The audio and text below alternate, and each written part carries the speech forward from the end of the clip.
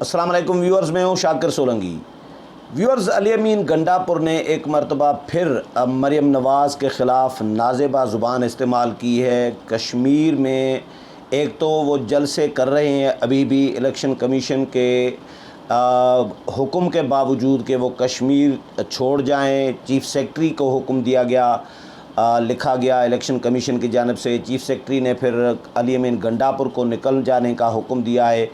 ख़बरें चली थी, मैंने भी व्लॉग किया था कि अली अमीन गंडापुर जो हैं वो कश्मीर छोड़कर आ गए हैं, क्योंकि मीडिया में ये ख़बरें रिपोर्ट हुई थी। फिर मैंने पीटीआई के जो बीट रिपोर्टर्स हैं उनसे भी मालूम किया, तो उन्होंने भी कहा कि अली अमीन गंडापुर वापस आ गए हैं। लेकिन उसके बाद ये कोई दोबारा गए हैं शायद, क्योंकि ख़बरें तो चली थी कि निकल आए हैं, लेकिन दोबारा गए हैं। वज़ीर आज़म के हुक्म पर ही गए हैं और वहाँ पर जलसे कर रहे हैं। इलेक्शन कमीशन का जो ज़ाब्ता अखलाक है उसकी धज्जियाँ उड़ा रही हैं। इलेक्शन कमीशन के कवानीन की, ज़ाब्ता अखलाक की,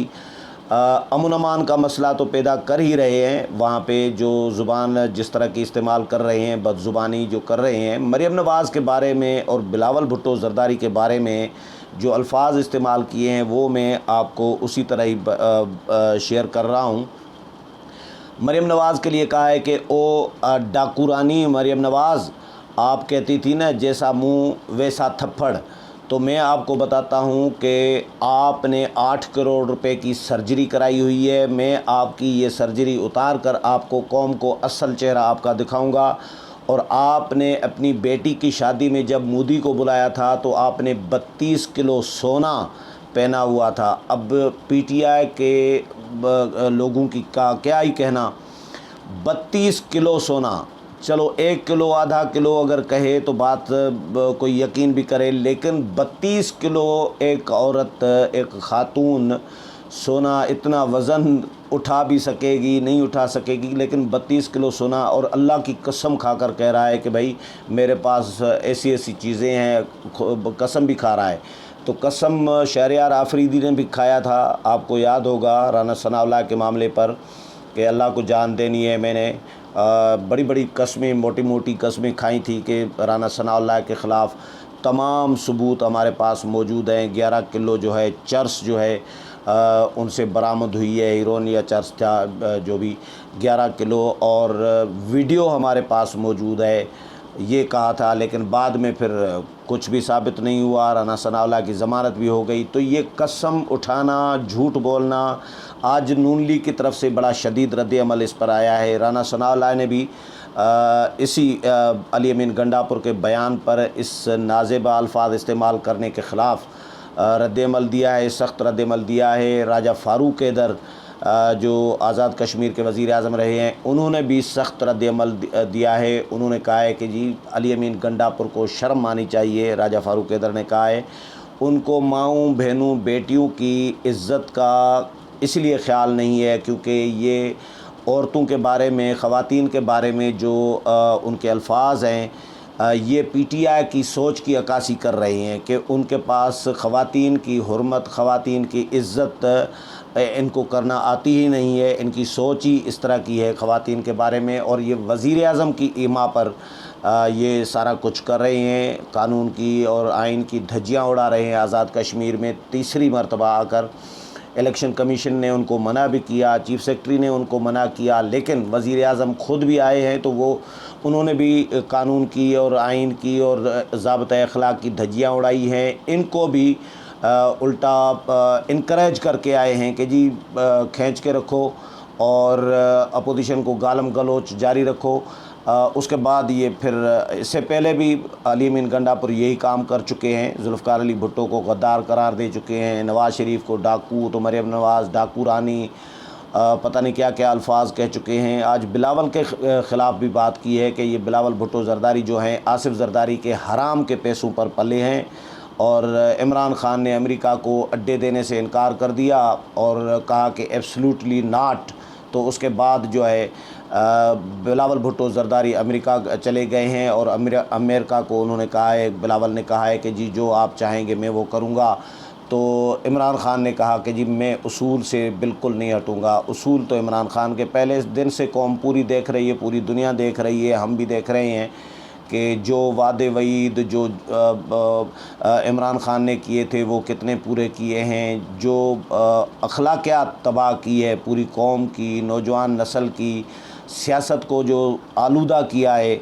عمران خان اور ان کے ساتھیوں نے، پی ٹی آئی کے لوگوں نے، پارلیمنٹ میں کیا کچھ کر رہے ہوتے ہیں، ہاتھا پائی، گالم گلوچ، لڑائی جھگڑا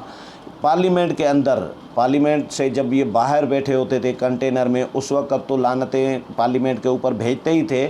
لیکن اب جب پارلیمنٹ میں خود حکومت میں ہے،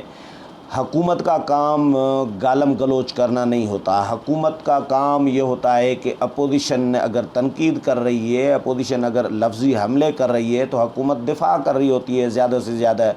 یا حکومت ہاتھ جوڑ کر اپوزیشن کو منا رہی ہوتی ہے۔ لیکن یہ واحد حکومت ہے جو الٹ چل رہی ہے، گنگا ان کی الٹ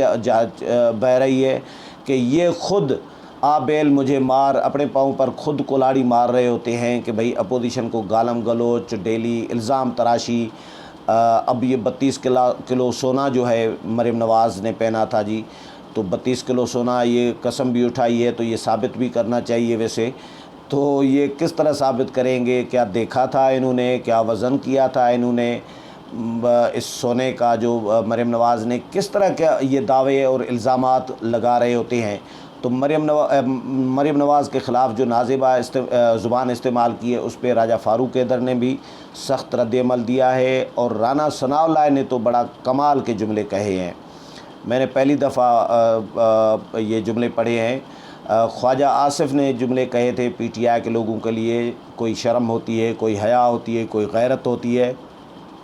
لیکن وہ بھی پہلی دفعہ ہم نے سنے تھے اس طرح کا، بڑے مزیدار جملے تھے، سب انجوائے کر رہے تھے، سن کر محظوظ ہو رہے تھے خواجہ آصف کے ان جملوں سے۔ لیکن رانا ثناء اللہ نے بھی 3 الفاظ ان کے بارے میں کہے ہیں کہ یہ جو موجودہ حکومت ہے یہ شہد، پاؤڈر اور جھوٹ پر جو مبنی جو ہے حکومت ہے۔ شہد، یہ علی امین گنڈاپور کی طرف اشارہ ہے جو شہد کی بوتل نکلی تھی علی امین گنڈاپور سے، اور پاؤڈر تو آپ سمجھ سکتے ہیں کہ کس کی طرف اشارہ ہے۔ یہ رانا ثناء اللہ نے تحریری طور پر بیان جاری کیا ہے، یہ میں اپنی طرف سے شہد اور پاؤڈر کا ذکر نہیں کر رہا، لیکن رانا ثناء اللہ نے کہا ہے کہ بھائی شہد، پاؤڈر اور جھوٹ پر مبنی حکومت ہے عمران خان کی، اور یہ عمران خان کو اخلاقیات جو ہے انہوں نے تباہ کر دی ہوئی ہے۔ عمران خان، اس میں کوئی شک نہیں ہے رہا اب کسی کو بھی کہ جس طرح کی زبان وہ خود استعمال کر رہے ہوتے ہیں اپوزیشن کے خلاف، جس طرح کے الزامات وہ خود لگا رہے ہوتے ہیں، تو اس کے بعد پھر اپنے وزراء کو، اپنے ساتھیوں کو، پی ٹی آئی کے ارکان کو، ان کو سختی سے یہ ہدایات بھی کر رہے ہوتے ہیں کہ بھائی اپوزیشن کو جتنا رگڑ سکتے ہو اپوزیشن کو رگڑا دو، جتنا رگڑا دے سکتے ہو، گالم گلوچ کرو، ہاتھا پائی کرو، لڑائی جھگڑا کرو، لیکن اپوزیشن کو مطلب آڑے ہاتھوں لو۔ تو یہ پی ٹی آئی کی حکومت وہ اس لیے کر رہی ہوتی ہے کیونکہ جب اپوزیشن کے خلاف الزام تراشی یہ کرتے رہیں گے، اپوزیشن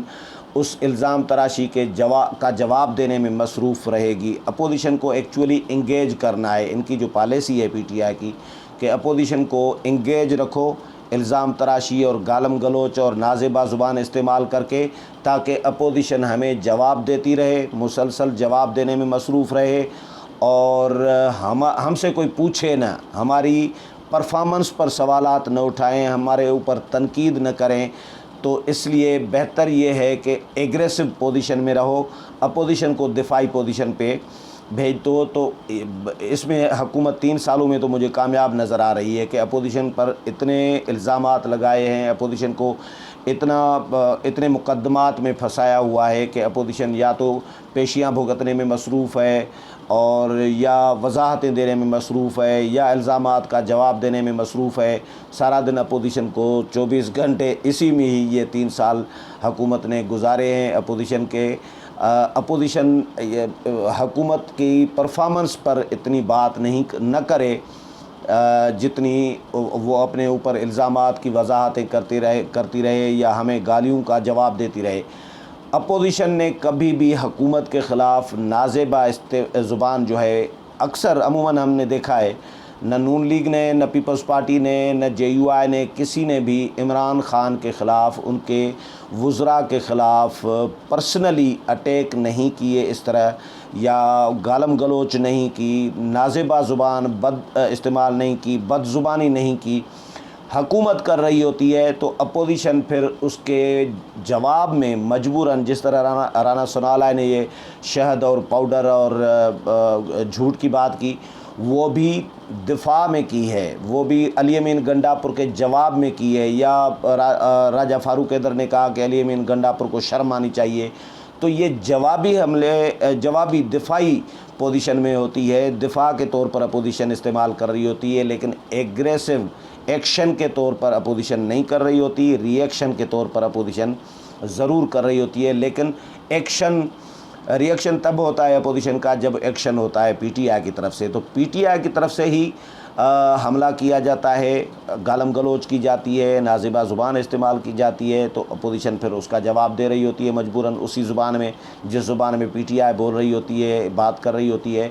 تو کم از کم خواتین کے بارے میں علی امین گنڈاپور ہوں، وزیر اعظم کی اپنی سوچ خواتین کے بارے میں آپ سن چکے ہیں، خواتین کی ڈریسنگ کے بارے میں، خواتین کے ساتھ جو زیادتیاں ہو رہی ہوتی ہیں تو وہ کیوں ہو رہی ہوتی ہیں وہ بھی آپ سن چکے ہیں۔ وزیر اعظم کی اپنی سوچ خواتین کے بارے میں کیا ہے، تو پھر ظاہر ہے جو وزراء ہیں، ان کے ساتھی ہیں، ان کی سوچ بھی اسی طرح کی ہوگی۔ جو ظاہر فالو تو وزیر اعظم کو ہی کرنا ہے، اپوزیشن ان کے وزراء نے، تو کم از کم خواتین کا احترام سب پر لازم ہے۔ خواتین کا کم از کم، چلے مرد ایک دوسرے پر الزامات لگائیں، جو کچھ کہیں، چور ڈاکو، یہ تو روٹین بن گیا ہے، اب تو نئی بات تو ہے نہیں، اس پہ تو اپوزیشن مائنڈ بھی نہیں کرتی، چور ڈاکو پہ تو کرپٹ ہیں، چور ہیں، ڈاکو ہیں، کھا گئے، لٹ گئے، یہ تو پی ٹی آئی ڈنڈورا پیٹ رہی ہوتی ہے، یہ اب روٹین کا حصہ بن گیا ہے۔ لیکن خواتین کے بارے میں کم از کم الفاظ کا چناؤ کم از کم خواتین کے بارے میں ہونا چاہیے، جو پی ٹی آئی میں نہیں ہے۔ علی امین گنڈاپور ویسے تو اصولی طور پر علی امین گنڈاپور نے جو خلاف ورزی کی ہے قانون کی، آئین کی اور ضابطۂ اخلاق کی، جو الیکشن کمیشن کا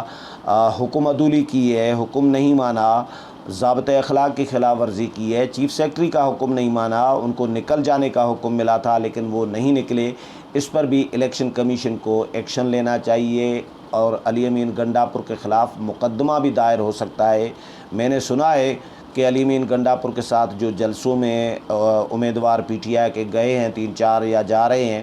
تو ان کے خلاف بھی مقدمے کا اور نااہلی کی باتیں ہو رہی ہیں، لیکن عملاً تو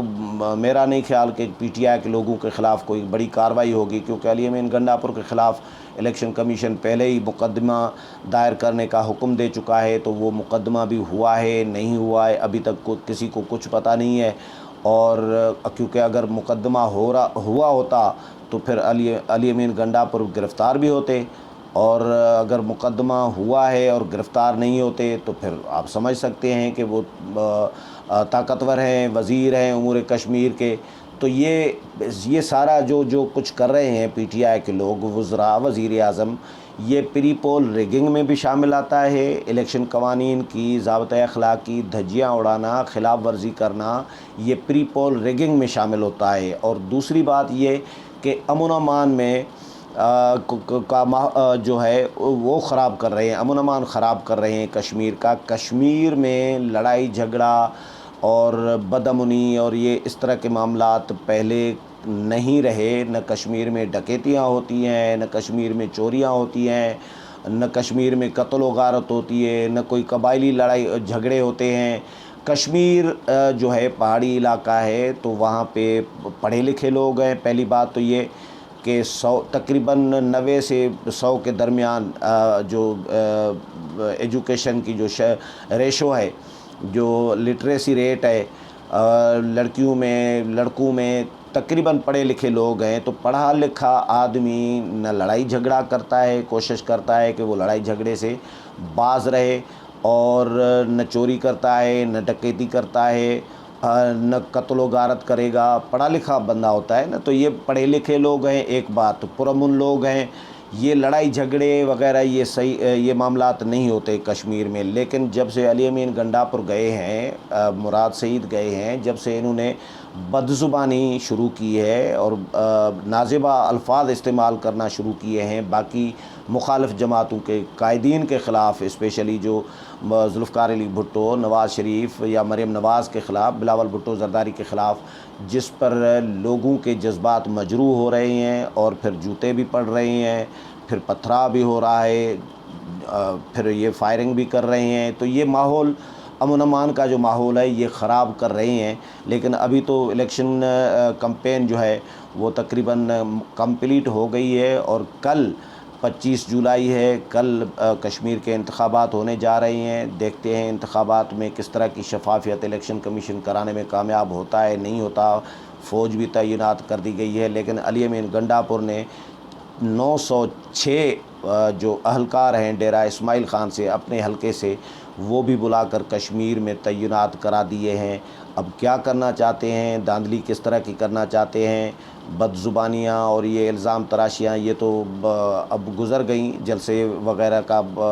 تقریباً کمپلیٹ ہو گیا ہے وقت، لیکن اب الیکشن کے دن پولنگ ڈے کو پی ٹی آئی کیا کرتی ہے، علی امین گنڈاپور کون سے جوہر دکھاتے ہیں، کیا کرتے ہیں، کون سے گل کھلاتے ہیں، وہاں پہ کیا گل کھلاتے ہیں، کیونکہ علی امین گنڈاپور کی ظاہر ہے ساری ذمہ داری پی ٹی آئی نے اس پر عائد کی ہوئی ہے کہ بھئی کشمیر کا الیکشن جو ہے وہ جتوا کر دینا ہے۔ اب دیکھتے ہیں، عمران خان صاحب تو گئے ہیں جی، ریفرنڈم کراؤں گا میں کشمیر کے بارے میں کہ کشمیری جو ہے پاکستان کے ساتھ رہنا چاہتے ہیں یا آزاد حیثیت میں رہنا چاہتے ہیں۔ مقبوضہ کشمیر تو گیا، سمجھے مودی کی جھولی میں دے دیا ہے تو وہ مودی کو پہنچا۔ اب یہ آزاد کشمیر صرف اپنے پاس رکھنا چاہتے ہیں، وہ بھی شاید صوبہ بنانے کے چکر میں کہ بھئی ریفرنڈم کرا کے صوبہ بنائیں۔ اب ظاہر ہے یہ کشمیریوں کو یہ بات بھی ہضم نہیں ہوگی، یہ بات بھی قبول نہیں ہے کشمیریوں کو، اور پھر جو علی امین گنڈاپور جو کچھ کر رہے ہیں وہ بھی کشمیریوں کو قبول نہیں ہے۔ تو اب دیکھتے ہیں رزلٹ کیا آتا ہے، پی ٹی آئی کس طرح انتخابات جیتی ہے۔ امید ہے پروگرام پسند آیا ہوگا، اگلے پروگرام میں پھر ملاقات ہوگی، تب تک اجازت چاہتا ہوں، اللہ حافظ۔